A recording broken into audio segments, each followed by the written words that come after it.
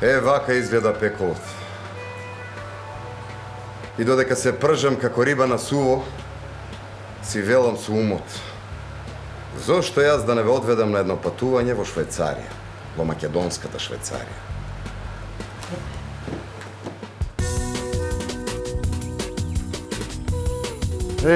Полесно се диша овде. Чист воздух, меден воздух. Ова е Малешевијата. Ова е Берово. Како да ви раскажам за Берово? Ја шетам чаршијата и еве ме во манастирот Свети Архангел. Во текот на 150 години постојање на манастирот Свети Архангел се граделе куќите наоколу и така манастирот и градот станале една целина. Приказната за овој манастир започнува во 1880 година.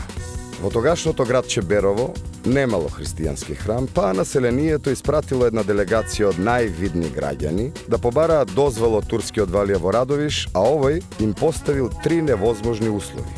Прво, да ја изградат црквата за 40 дена. Второ, да биде под земја и да не се гледа крстот. И трето, една од ќерките на свештеникот да му ја дадат за неговиот личен харем. Беровци ги прифатиле сите услови. На 40-тиот ден стигнал карванот со војска да ја земе најмалата попова ќерка. Кога карванот дошол до Иранското езеро, девојката скокнала од конјот и се фрлила во водата. 90 дена се криела кај некој овчар, додека се расчул глас дека валијата некој го уби. Таа се вратила во манастирот, каде што и се замонашила.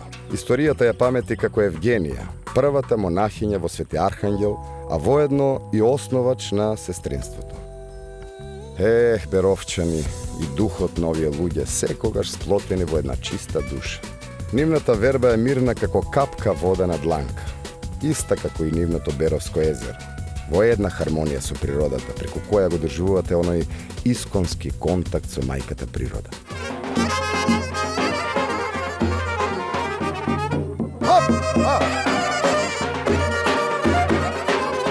Ова е Берово!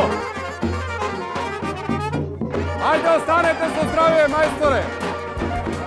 Но она што може да ви биде проблем тука е храната. Сирење и тоа жежено, бел компир, кисело млеко, малешевска тава, клиси со прас, буламач. Пробајте качамак со ребра. Ако тоа не сте го пробале, не сте биле во Берово.